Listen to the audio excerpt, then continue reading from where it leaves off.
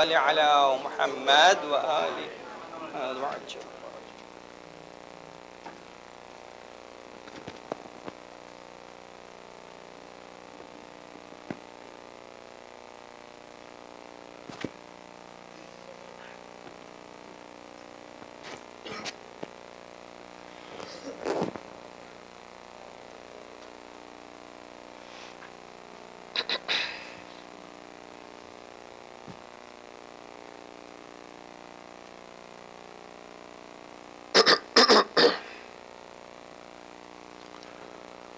أعوذ بالله من الشيطان الرجيم. بسم الله الرحمن الرحيم. الحمد لله الذي لا يبلغ مدحته القائلون ولا يحصي نعماءه العادون ولا يؤدي حقه المجتحدون، الذي لا يدركه بعد الحمم ولا يناله غوص الفطن، ثم الصلاة والسلام على أشرف الأنبياء والمرسلين، حبيب قلوبنا وطبيب نفوسنا والشفيع ذنوبنا، سيدنا ومولانا أبي القاسم محمد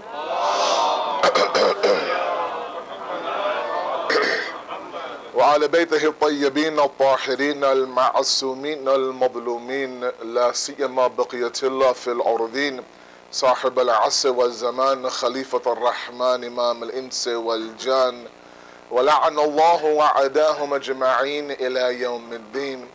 أما بعد، فقد قال الله وقوله الحق. بسم الله الرحمن الرحيم. رب اجعلني مقيم الصلاة ومن ذريتي. صلوات على محمد وآل محمد. First of all, we thank Allah subhanahu wa ta'ala for this opportunity, and it is an honor for me to be back here in the New Jersey community, my first time here at Beit al-Asr for a family fun camp. I think these camps are extremely important. Those of you who know me, you know that I'm a big advocate of camps in general. It's a beautiful sight to see that this hall is full, and that I'm happy that a lot of you didn't take this as a youth camp. It's not a youth camp, it's a family camp.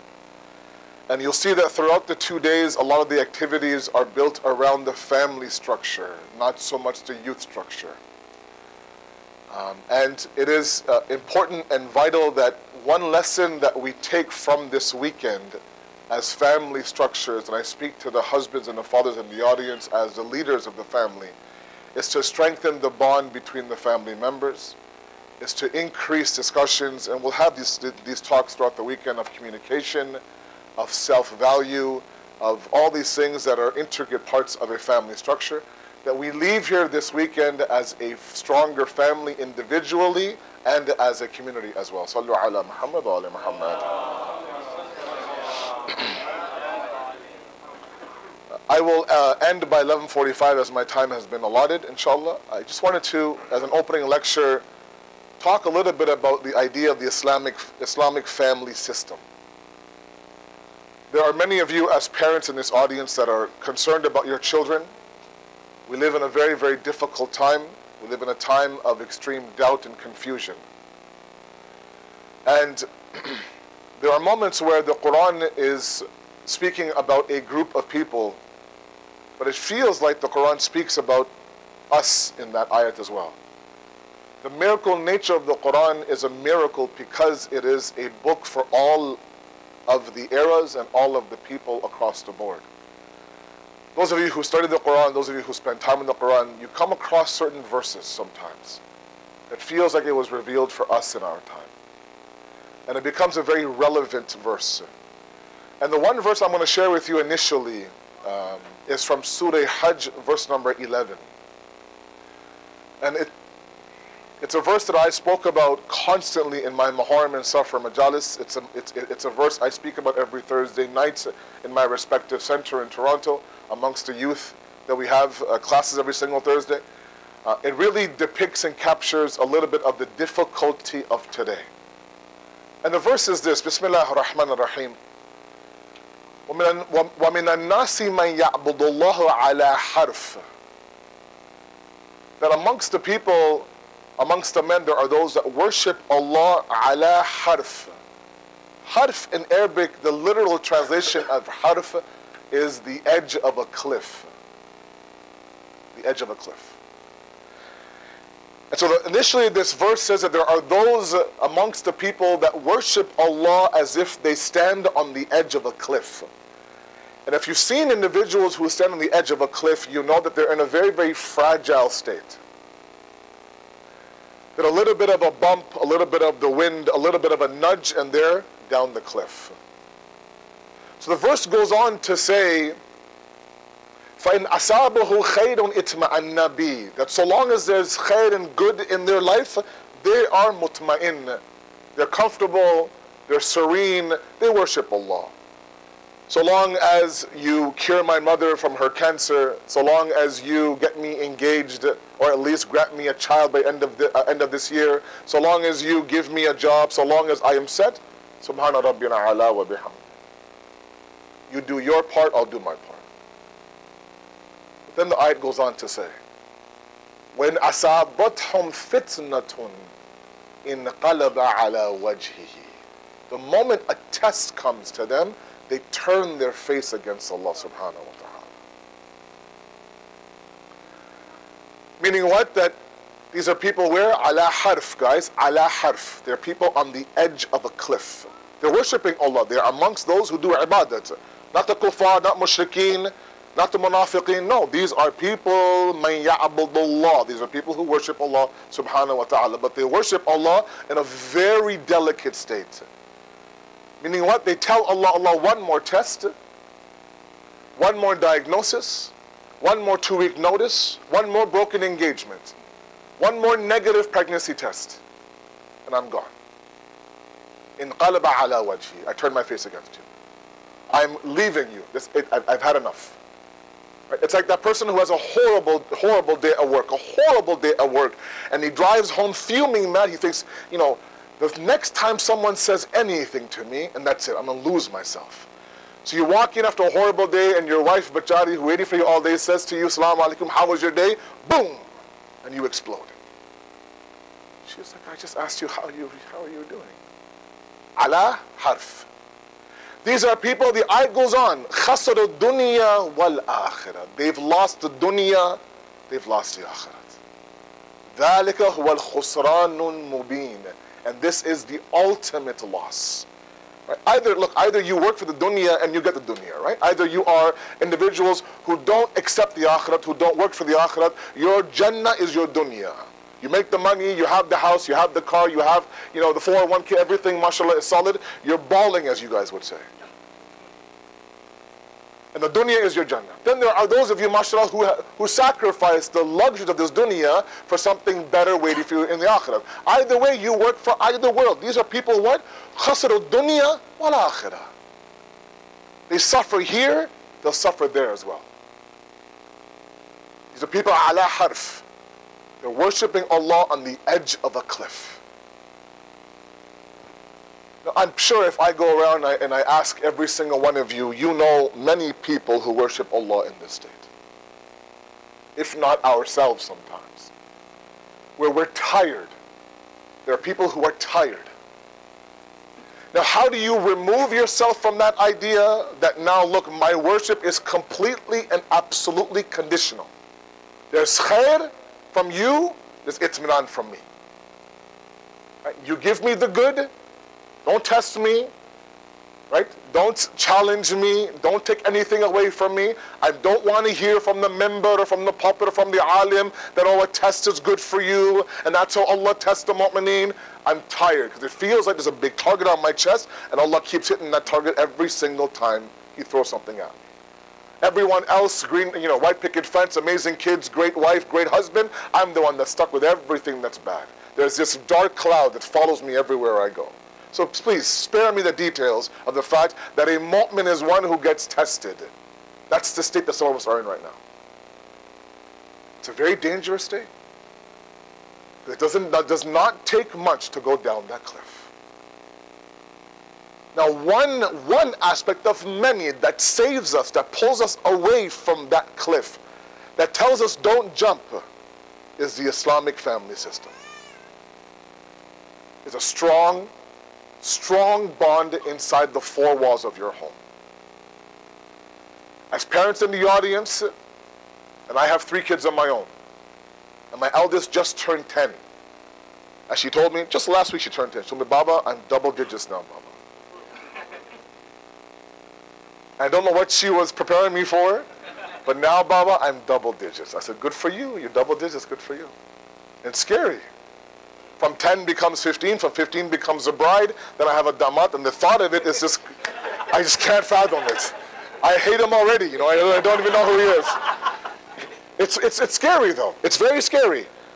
And the thing is though, I cannot control the environment outside of my home, I can't.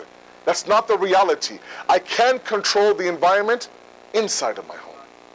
And if you're not giving your child the environment inside the home to combat the elements outside the home, then where will these kids go? And then we have this idea that, oh, you know, I really hope my kid turns out pious. Have you given him the tools to be pious? So we live in a very delicate era. And the child of today requires an extensive amount of parenting. Sometimes my mother sees the way my wife and I parent our kids, and she doesn't get it. You know, I sit down with my child, or my wife does, and for 2 hours we do homework with her. She's in grade 4. 2 hours. And my mom's like, I didn't even know when you guys had homework growing up. Right? Her school bag is heavier than anything else is, my daughter's. Sometimes I wouldn't bring my bag home at school. Meaning she's saying that back then we just kind of fed you and made sure you slept and showered you once in a while, you were good to go. This is a constant involvement of a parent. Because the zamana and the era has changed. And because the era has changed, and because the forces of shaitan are so severe, the parenting has to go up one notch. There has to be involved parenting. And this has been an age-old problem and an age-old issue across the board. Look at the du'as of someone like Nabi Ibrahim alayhi salam. Nabi Ibrahim. You know, they call him the father of the Abrahamic religions. The Khalil of Allah. The Ulul Azam prophet. He says what? Ya Allah, Rabbi ja'alni muqima salat wa min dhurriyati. Make me amongst those who establish namaz and salat, and make my children also those who pray salat as well. How many times in my Beit al-Qaim days have you come and you've dragged your bachara mazloom 8-year-old child and says, Moulana, tell him to pray namaz. Okay, pray namaz. He doesn't pray namaz, doesn't do wudu properly, he rushes through namaz. I just want him to be a namazi, and you think I'm the only one. Nabi Ibrahim's dua is وَمِن ذُرِّيَّتِي, and my child, I want him to be what? The one who establishes salat. And Nabi Ibrahim had amazing sons.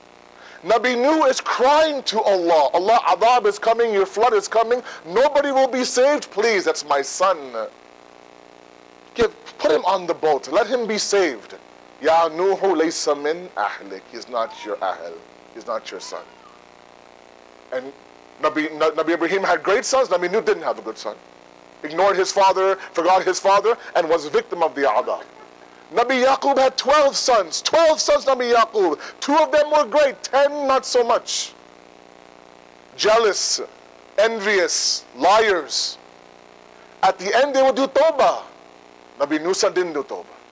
And all of them were concerned about one thing, the future of their children. These were prophets of Allah.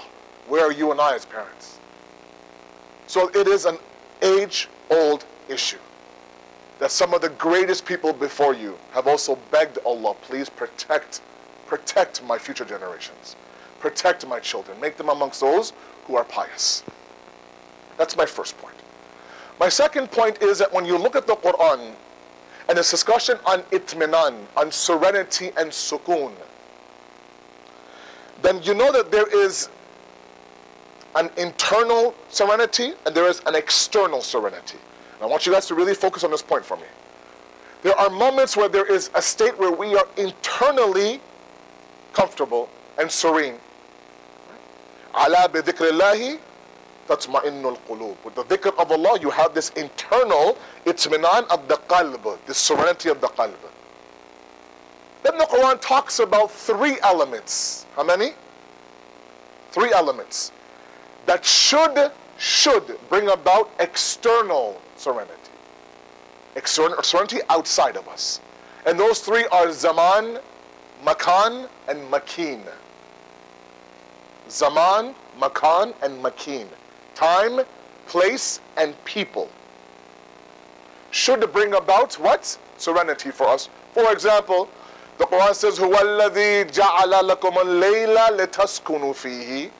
Allah is the one, He is the one that has what? Granted us, given us the layl, the night. Why? So we can find serenity in that night, comfort in that night, rest in that night. The night was made to sleep.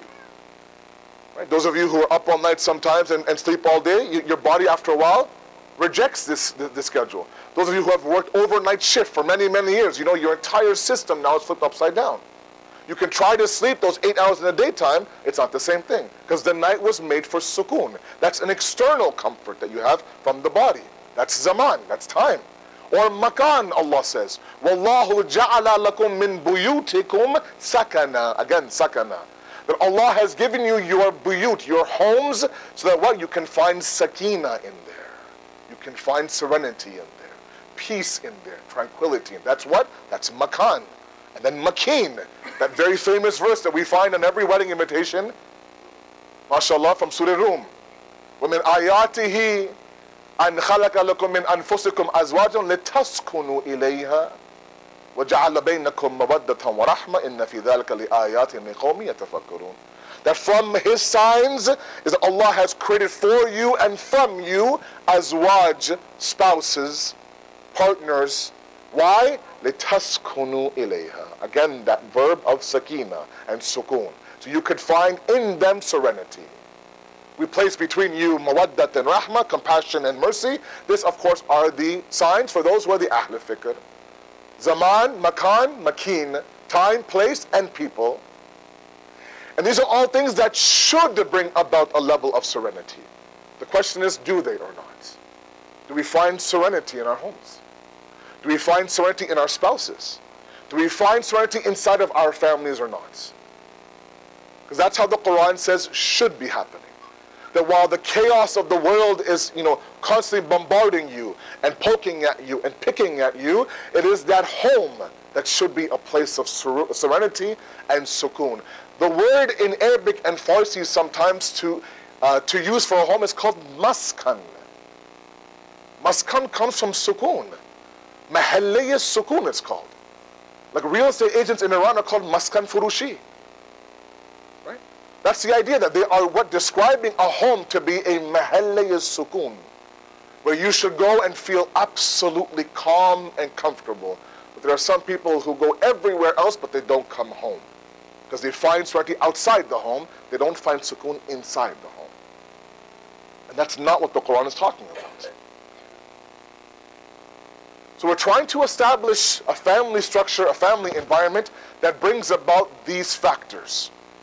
That brings about the idea of what? Comfort and serenity and sukoon. It shouldn't be that the environment inside your home is such that your child would rather stay out of the house until 11 o'clock at night, wait till my dad to sleep, and then come home. I don't want to hear him constantly insult me or challenge me or pressure me or put me on the witness stand or cross-examine me. Where were you at 10:15 at night? It should be a mahallay sukoon for us. Sallu ala Muhammad wa ala Muhammad.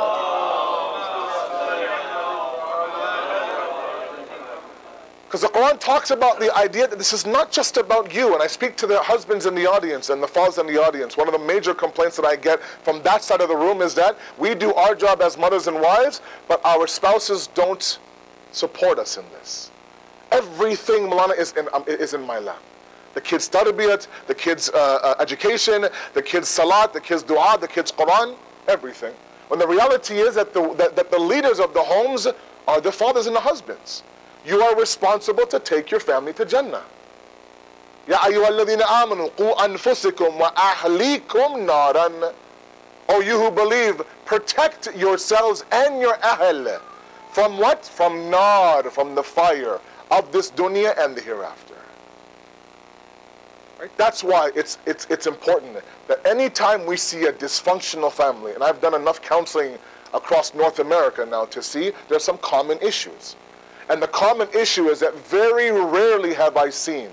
Let's recite Salat ala Muhammad wa ala Muhammad, please. All of you with me, inshallah? Yes? You can hear me okay? Inshallah, yeah. That's one problem that we don't have. Sallu ala Muhammad wa ala Muhammad.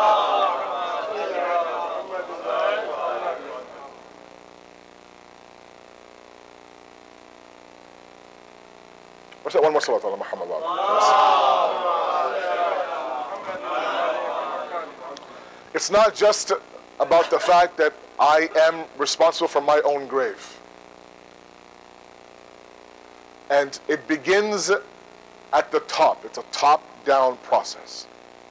I have very rarely seen, in my limited experience, where the husband and the wife or the mother and the father are completely in tune and they have the same goals and they have the same methodology, they're on the same page, and that produces children who are off the path. I'm not saying it's always a guaranteed equation.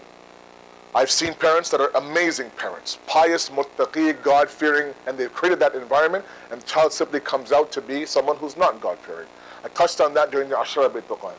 That tarbiyat is give and take, I mentioned. If you remember the discussion on the inverted heart, which you probably don't, but I do, is the fact that, tarbiyat is given and taken. I talked about the cup example, if you remember, and the inverted cup idea, that you go out and you try to collect rainwater in a cup like this, it bounces off here, it doesn't get in there. Now when you come home and you see that your cup is empty, you shouldn't be surprised, because you didn't take the rain in.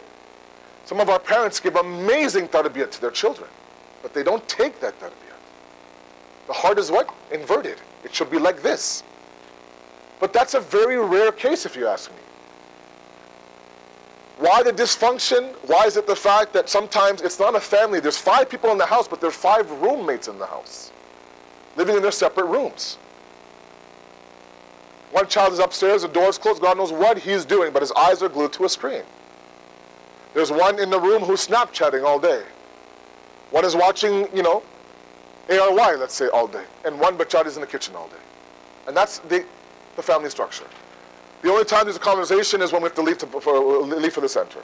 And that's yelling and screaming, chalo, we're late, hurry up, this and that. That's it. 5 roommates under one house. But the Quran says no. And we'll talk about communication in one of our discussions. And that comes from the top. It comes from the mother and the father. When there's no communication and there's no sort of sanctity up there, then how do you expect the children to be on the same page? Many, many kids have complained that you ask us to go home and spend time at home, all I hear is yelling and screaming and slamming doors and stomping stairs and all this kind of stuff. I'm tired of hearing my parents argue. I'm tired of hearing my mother disrespect my father or my father disrespect my mother. All these things are there. That's why it's vital. It's vital. It's vital. It's not my topic, but it's vital, especially my youngsters who are on the verge now of getting married, that number 1 criteria has to be taqwa and piety. Number 1 criteria. Imam Jafri Sadiq alayhi salatu wasalam. He says that those of you who marry for wealth, that wealth will diminish. And those of you who marry for beauty, that beauty will diminish. I'm sorry. But those of you who marry for piety and taqwa, you'll get piety, you'll get wealth, and you'll get beauty. A person who's pious on the inside looks so beautiful to you. A person who's pious on the inside is the wealthiest person in the eyes of Allah subhanahu wa ta'ala. Why? Because this person's piety is growing as they get wiser and wiser, they get more and more pious. So while other things diminish, piety increases and strengthens. Now you have this spouse, this potential mother, potential father now, who will help you raise a child. If that piety is solid inside of them, you can expect a beautiful family environment and a true maskan inside of your home. So why are we, people like me, harping on you single guys and single sisters who are looking for spouses, taqwa, piety, piety, piety? It's because it's important that you're going to build a family together one day, inshallah. And that base isn't on blue eyes, or color of skin, or height, or a bank account. That family is based on piety and piety alone. With piety comes everything. Without piety, nothing makes sense whatsoever. Sallu ala Muhammad wa ala Muhammad.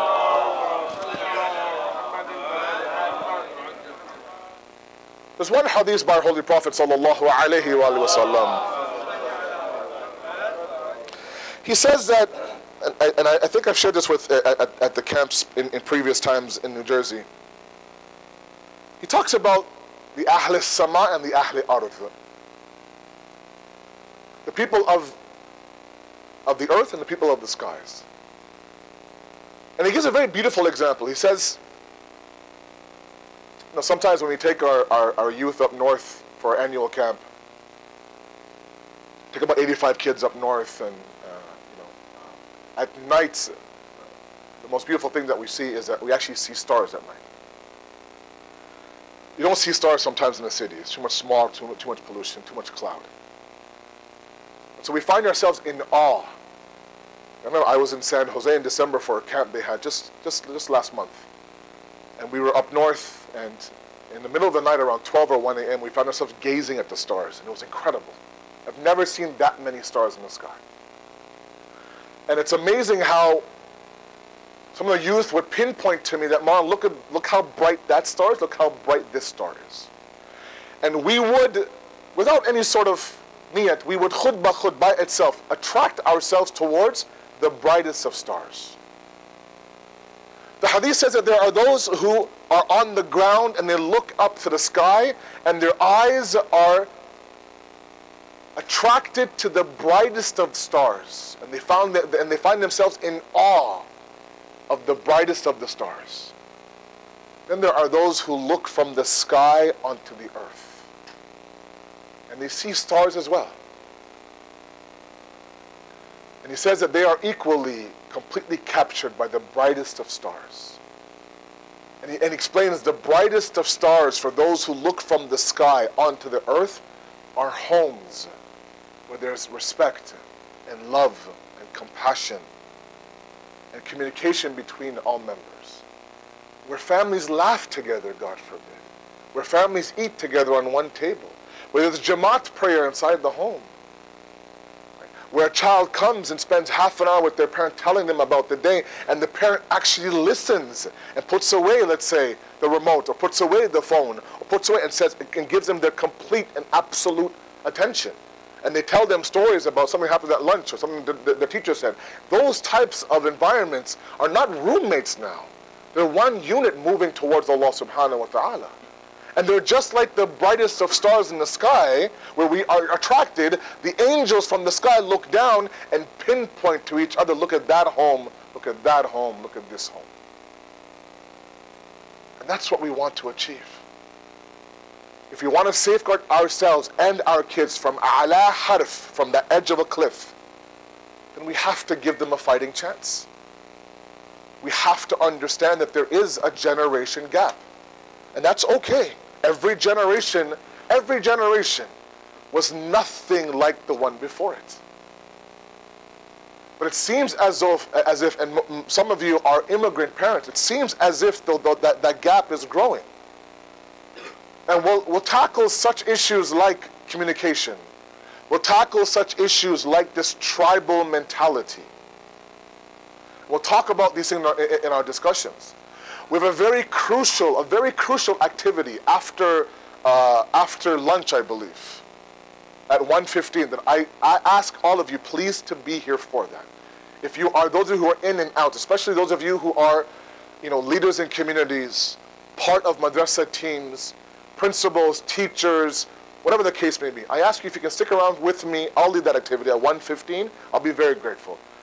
It's an eye-opening activity for you to understand what the state of our homes are. So yes, family fun camp, no doubt. Let's hope that you focus on the first F and not the second F all the time. Fun is great, but family is more important. When you have fun with the family, oh ho ho ho. That's ideal. I know families that have board game nights every so often. And they sit around and they play Scrabble. Or they play Jenga, let's say, for example. Right? My mom loves to play Ludo. You know what Ludo is? Yeah, and she cheats all the time. Right? She rolls a 2, she goes, no, it's a 6. I go, Mom, it's not a 6, it's a 2, Mom. But she cheats, and somehow she wins. Right? But but her face, literally, it's a silly game, but her face glows. Right? And she talks about for days, "Bahut maza hai na?" I say, yeah, bahut maza hai. It was a lot of fun. And that's what we want. We want to create an environment where, and this is my last point here, where what? Where you create an environment where your child wants to be at home. And finds the fact that when this dunya throws everything at them and they're stressed, you know, we have stressful parents raising stressful kids today. The parents can't sleep at night. Our mothers can't stop crying on the musalla. And our youth and our kids are pulling their hair out. From SATs, to where to work, to who to marry. All that at the age of 21, 22, 24, 18. And they're stressed because it's a competitive era that they live in. And so a lot of that stress becomes combustible elements inside the home. And so small things create explosions. And sometimes you need some downtime. Sometimes you need to kind of relax. It's okay for your mom to come to you and say, you know what, I understand that you're stressed. It's okay for you to go and empty yourself out in front of your father and say, look, you know, this is what's stressing me out. Provided that the father and the mother open that door for them. There are some of our youth at the age of 16 in our communities who are taking antidepressant medication. Anxiety pills. And you think, oh, you know, they're over dramatic, Moulana, Hamana Zawaname. Oh, wait a second. You're right, maybe they are a little bit melodramatic. It doesn't negate the fact that they can't sleep at night, they can't eat, for example, they can't focus. Okay? And if you don't give them that outlet, they'll find the outlet somewhere else, and that's where we lose our children. When they don't understand that, you know what, this is my outlet, because their preferred outlet for any child is the home, believe me. They don't want to leave the home. They don't want to spend 8 hours on the streets with that boy and that friend and this. No, they want to be at home with their parents. That's a fitri, innate love that they have. But when those doors are closed, when there's judgment, when there's negation, when there's, go, you know, you don't need pills. No, I'm stressed. I have anxiety. I can't sleep at night. You know, put haldi and doodh and drink. It doesn't always work, right? It doesn't always work. They need to talk it out a little bit. Right? And these are very real issues. Then we begin to create this idea that yes, it becomes a mahalla sukoon for us. Right? If Nabi Ibrahim's dua is this, then our dua is the exact same, inshallah. We ask you, Allah subhanahu wa ta'ala, that you help us in this cause. It's very, very, very, very, very difficult, either on the child side or the parent side. And we live in an era where the values, the family values are being depleted day in and day out. We ask you, Allah subhanahu wa ta'ala, to accept our amal and protect our families, inshallah. We ask you, Allah subhanahu wa ta'ala, to forgive our sins and those of our parents, inshallah. We ask you, Allah subhanahu wa ta'ala, to convert the pleasure of sin to the pleasure of worship inside the hearts of our youth, inshallah. And finally, Allah, we ask you everything that we are to say and do in this camp these next 2 days, that we use for the betterment of ourselves and to prepare ourselves for the arrival of our Imam, inshallah. Wassalamu alaikum wa rahmatullahi wa barakatuh.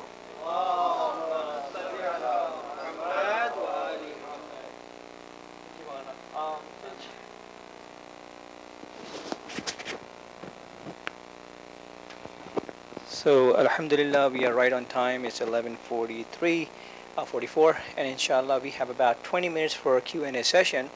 Q&A session is two different types. One is for about 10 minutes. You guys can feel free to ask any question, and then one will answer. And then after 10 minutes, for last about 10 minutes more, we're going to display three questions.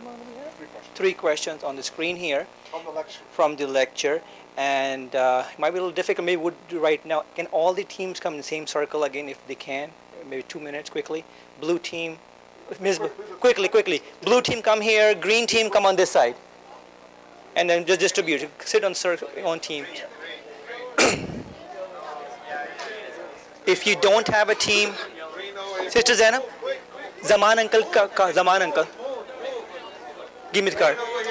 Zaman uncle. Green here. आपकी team में हमारी team में tag आ रहा है उनका. Okay. So we're gonna get the screen down. So just I have these sheets for the team leaders. Okay. I need to give them out. Go ahead. I'll give you. Okay. All the team leaders, please raise your hands up. All the team leaders, sisters and brothers, raise your arm up.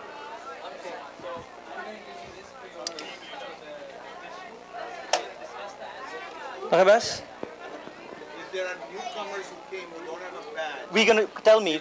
Yeah, raise your hand. they're on my team. Is he in your team, Raza bhai? I need on my team here. So team leaders, when you get the 3 questions on the board, the projector, team leader, I'm team yellow leader. team leader, I'm team leader. Beta, team leader. So listen, can I? When the questions are on the board, you are going to discuss the answers in your teams, and I would like you to write them down on these papers. And then who's the team leader? You? Okay, and one more. Are you both here? Okay, yeah. We need some name tags for people. Who for? I just announced it before. Is the first 10 minutes open public Q&A? Or is it on screen? The first 10 minutes? First time Q&A. Just people. Yeah. And then the second 10 minutes will be on screen. I just want to just one disclaimer. Yeah, that's fine.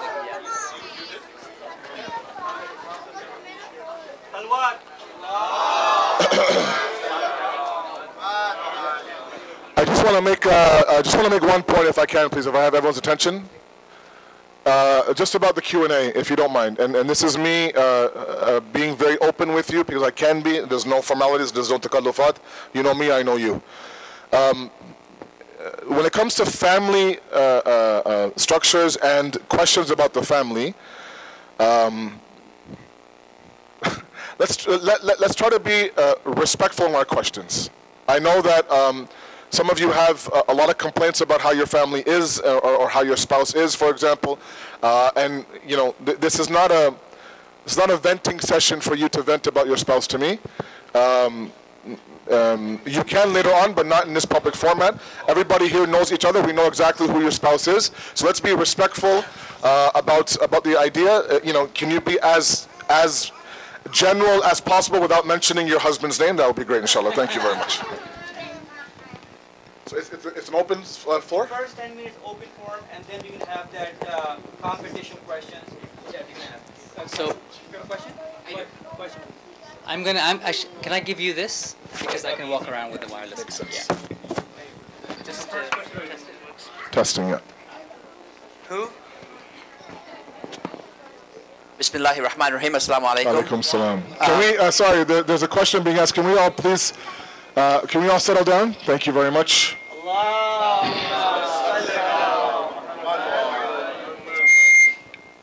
Syed, as always, Allah bless you and give you more tawfiq for all the sessions that you have given us in the past and today as well.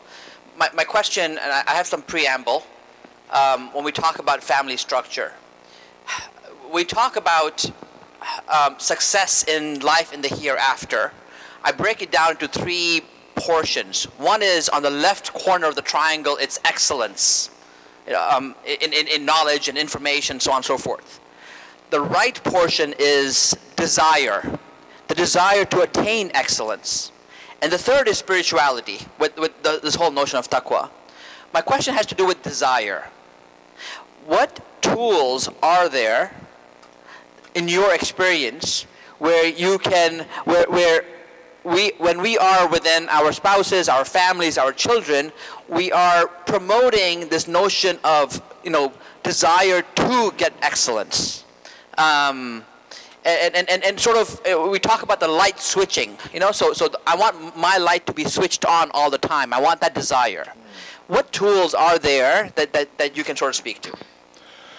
Bismillah ar-Rahman ar-Rahim. It's a really good question. I think that one thing that we have to realize, and these are lengthy discussions, but I'll be very brief because we only have about 20 minutes, and that is that we as human beings, we're drawn towards perfection. We're innately drawn towards perfection. We don't like things that are imperfect or incomplete, be it the small things or be it you know, larger things. And so thus we are also drawn towards those people that we have assumed and we have known to be perfect as well. And so we all aspire and desire to be successful, to be excellent, as you know, as Brother Farouk mentioned, and that is that the studying of the lives of the Ahlul Bayt, I think, is one of the biggest tools that we have, that perhaps we don't understand its value quite yet. We studied the lives of the Ahlul Bayt to make ourselves feel good about who we believe in, but we should study the lives of the Ahlul Bayt as a source of emulation, a source of emulation. It's amazing how, and it's a whole different thing, it's amazing how what they dealt with in their various lives across 12 lives, we're also dealing with on a constant basis. It's not like this is a new problem or a new issue. No. You know, the Imams lived their lives within, the Zalimeen. They lived their lives against superpowers of the world. They lived their lives where they were the minority of the minority of the minority. And they somehow excelled and somehow gained excellence, not only for themselves, but those around them as well. How they did that, what they used as tools, has to be discussed and studied within your homes. So if that means little, for small kids, little stories, about the lives of the Ahlul Bayt. And then when you go larger, about their worldview, about how they saw the world, about how they saw everything else. Those things are very, very crucial. And so that's why, it's important that we kind of invest in the idea of, teaching our children about the lives of the Ahlul Bayt. They excelled, they were excellent, they were perfect. And we are innately drawn towards that perfection. And so it makes common sense that we simply emulate what they did in front of us. It's a quick answer if you don't mind. No worries. One quick follow-up. Please. There's two purposes that I've found in the Quran from a human perspective. One is to وَمَا خَلَقْتُ الْجِنَّ وَالْإِنسَ إِلَّا لِيَعْبُدُونَ. One is to worship in servitude. The other one is walking towards perfection as a human being. Yeah. Am I correct Yes. in saying that those are two Quranic purposes, and one is that growth? Yeah, so the idea of kamal, of course, is within worship, right? So you find kamal within liya'budun. Ultimately, it's to worship Allah. Now, worshiping Allah, what does that mean? We have this notion that worshiping Allah means 5 times prayers and fasting in Ramadan. That, of course, is there, of course. But the idea is for you to make sure that you find Allah in everything. And that's ultimately your perfection. Whether it's your 9-to-5 job, or whether it's your midterm, or whether it's your spouse, or your family, or your child, or your commute to work. Everything has to be God conscious. That's why the idea of taqwa is what? God consciousness. That I'm constantly aware and conscious of God. If God cannot be found in the activity that I'm doing, then we should not be doing it. God has to be the central focus of everything that we do, right? That's why when when Imam Ali alayhi salatu wasalam says, he says, I did not see anything except for the fact that I saw Allah before it, in it, and after it. Right? So that's, you find kamal in your worship. You find perfection inside of your worship. And it's a constant struggle, of course, until, the moment that you think you're perfect, in fact, you're the one that needs the most help. Yeah. Thank you. Good question. We have, if you just let me know you have a question, so I can see. Also request sisters to please feel free to ask any questions. Most of the time, the discussion is about how to correct things as the children are growing up. Could you express some tools? It doesn't have to be right now, but during the next 2 days. Also about people who may not have been good parents in the past, trying to change, or the kids have had their cups inverted for a while. The horse has almost left the barn, but hasn't completely left the barn. What do you do with that situation? In which, how do you reach back to them, and both sides reach each other, and thereby reach taqwa? Yeah. So I don't know if you took a peek at my notes or not, but or you went into my laptop and you saw my notes. Maybe is that what you did? Okay. So that's one of the lectures that we have coming up. So. I don't like cheap plugs, but one of the plugs I have is that my lecture in the afternoon is precisely about the idea of give and take. I promise to my parents I'm not going to constantly bombard you all weekend. I will bombard the kids as well. I'm an equal bombarder, alhamdulillah. I'll hammer you both equally, inshallah. Yeah, but it is important, and I have physically seen parents who have now accepted the fact that this is the new era, this is how I need to be, and they're changing.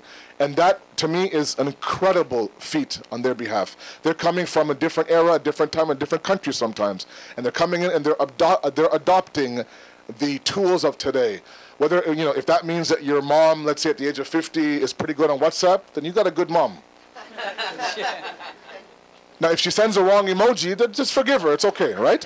But at the same time, it is important that as parents, we do understand that there are some things that we simply can't avoid, right? So it's important that the child accepts the fact that my parent is trying. And at the end of the day, and I'll talk about this later on, at the end of the day, it will always be the case, and this is a very important statement, it will always be the case that the parent has done more for you than they haven't done for you. And we have to always acknowledge that as children, that my parent have always done more for me than they haven't done for me. And sometimes, as kids, we kind of forget that, unfortunately. So, yeah, do we have any questions? Yeah, we have several. We do? Yes. Alaikum salam. Can you just wait for the mic, sister? Sorry. Can you pass this down?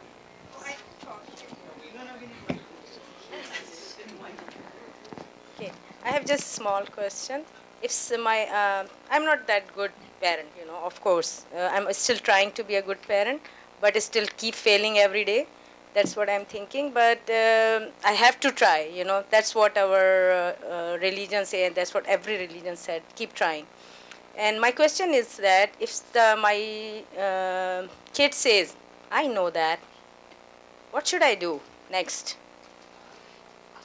Because they always know everything, Should I keep talking or just stop talking?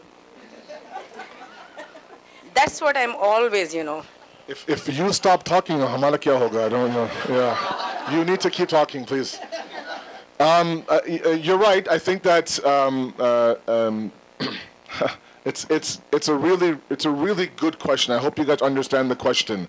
It's a really important question.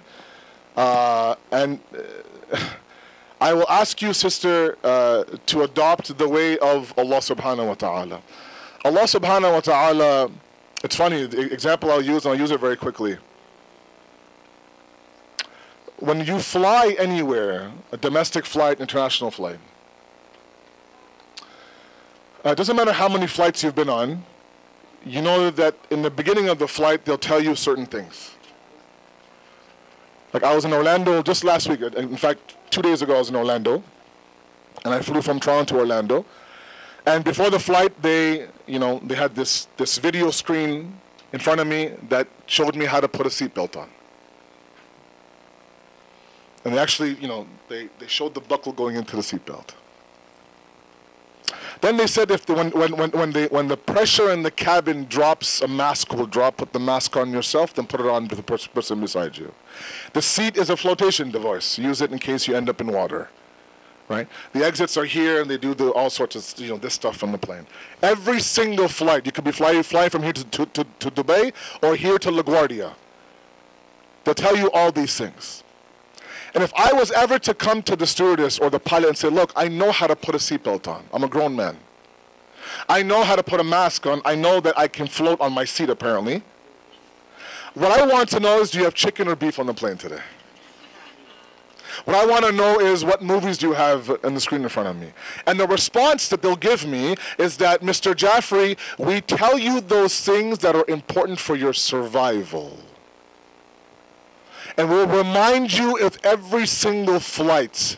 In case the one time you need to float in water, you can use that seat. Just in case what? You might forget. And I'll say the exact same thing to you as well. We have to constantly remind. Allah subhanahu wa ta'ala tells us 10 times a day to remind yourself what? Maliki yawmiddin. Iyaka na'budu wa iyaka nasta'een. You alone we worship, you alone we ask for help. Moulana, why is it that Surah Alhamdulillah I have to recite, otherwise my namaz is not accepted? Why this constant reminder? Because we're forgetful human beings. Because there'll come a time, sister, where you'll tell your son 25, 30 times, and your dua is that as long as he's in front of me, he's mashallah, acha bacha, mashallah. But when he's not in front of me and he's faced with the problem, the hope is that my 25 times will echo in his mind so much that he'll make the right decision. That's what Allah wants.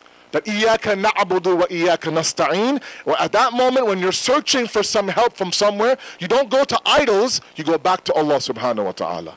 We are ghafil human beings. We forget very easily. And so Allah says that I have to constantly remind you. He tells the Prophet, remind them. You are Nadir, you are Bashir. But Hidayat is ultimately in my hands. So they can sit there and tell you, yeah, Mom, I know. But don't ever stop reminding them. I have given you absolute authority. I'll tell you, I am the father of three. I have white hairs in my beard. My mother, who obviously I love very much, she still tells me when I enter a room, Jaake salam bolo beta. I said, okay, Mom, I will. Ja salam bolo. Go. I said, okay. And I go shake their hand. Right? And sometimes when I tell her, I go, Mom, I know to say something. She goes, yeah, you can be all Mr. Moulana, but you're still my son. And until I'm 85, 90, I'm going to be telling you. You're still my Asad from when you were back then, right? I joke around. I go, Ami dunya se phone aata hai, my dear. Just, she goes, I don't care who you are. You're my, yeah. So never, don't, if you stop, then who will remind them, my sister? If you stop, who will remind them? Let them roll their eyes. That's their problem. And I'll address that with them, inshallah, soon. But you cannot stop reminding. That's part of the reason why there's so much barakat in parents. That you're doing the job of the Anbiya as well, inshallah.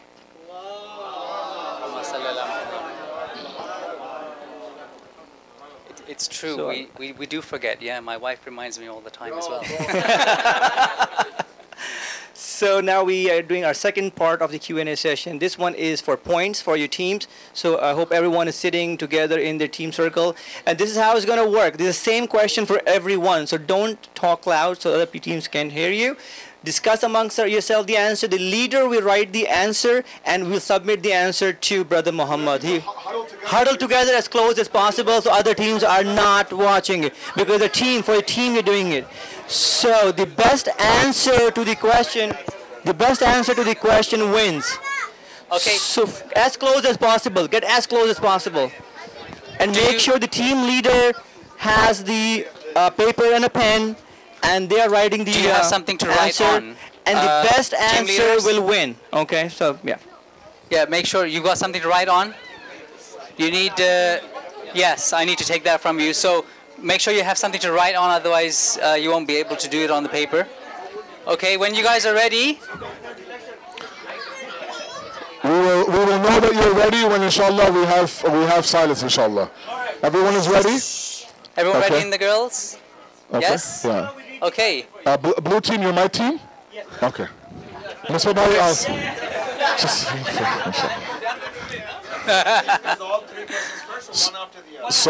So these are three questions given to you one after the other on the screen based completely on my lecture. So if you were sleeping, then you missed out, inshallah. Sorry? So no, yes. all three questions are on the same slide. Okay, so same slide, okay. Sorry, all three questions? So yeah, so you'll see them all. You can decide to work 2 minutes a question if you want to, or however you feel. But so you read all the questions, write your...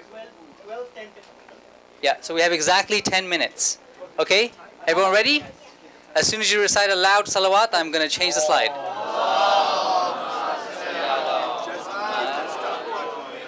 Questions are on the screen now. Raza bhai.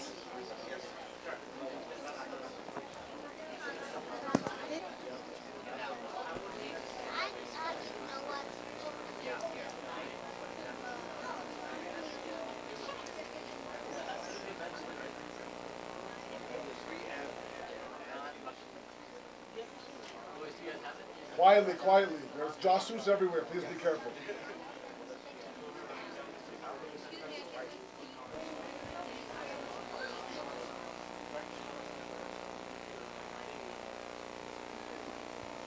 Should I read them from the screen? You guys can see in the back? His sisters? Yes? Okay.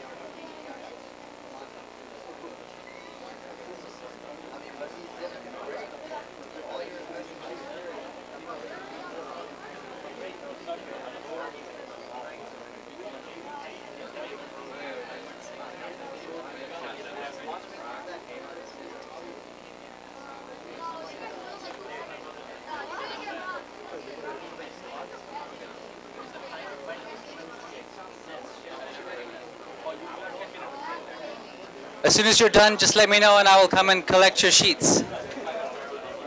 Oh, you're not done yet? Okay. It's my team.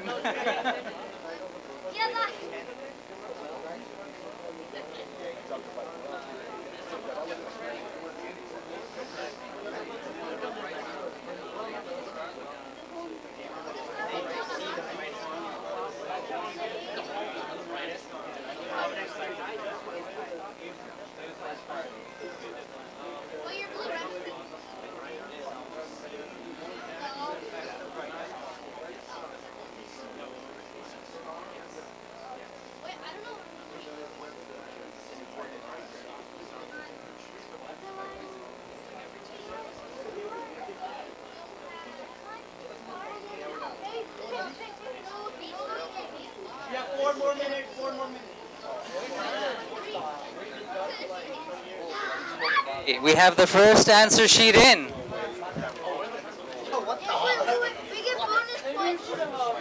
Yellow, yeah.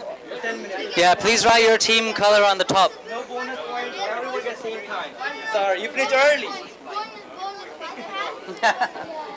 you get point 5 points. Out of 30.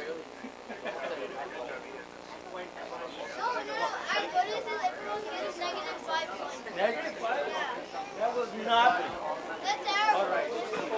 If anyone, after you guys are done, you can do wudu right now because namaz is... Yeah, those of you who are ready can get ready for namaz. If you need to do wudu, You guys done? please make your way. wudu वगैरह करना है तो wudu करना है. You guys are still doing Mohammed.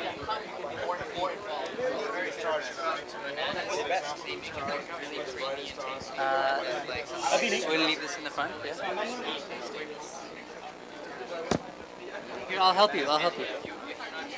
Yeah, yeah, give it to me. Thank you. Did you write your team number?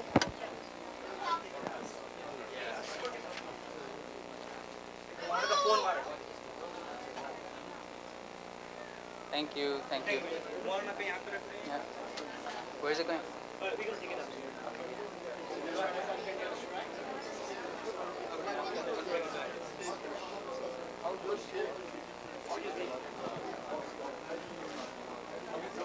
Excuse me. We have 2 more minutes, 2 more minutes.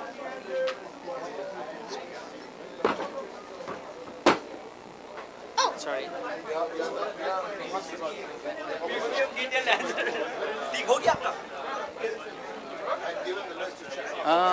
Yeah, 2 more minutes.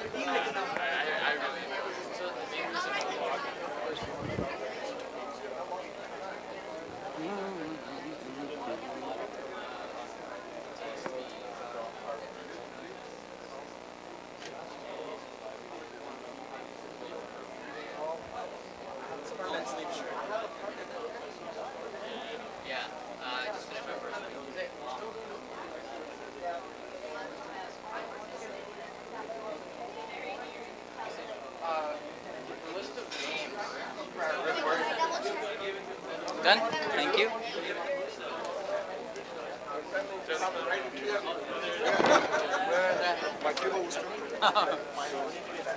Where are the sheets gone? Where are the sheets gone? Day and a half. Mutar bhai, where are the answer sheets gone? I give it tomorrow. You have the answer sheets? I don't have any of them.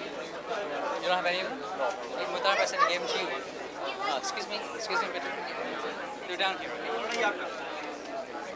Oh, thank you. They're down there. So we have 2 more. 1 more. 1 minute. You done? Okay, excellent. Thank you. I think they're all in. Are you guys all wudu? Starting namaz. Excellent. Thank you. 1, 2, 5, 6. Okay, excellent. We have them all.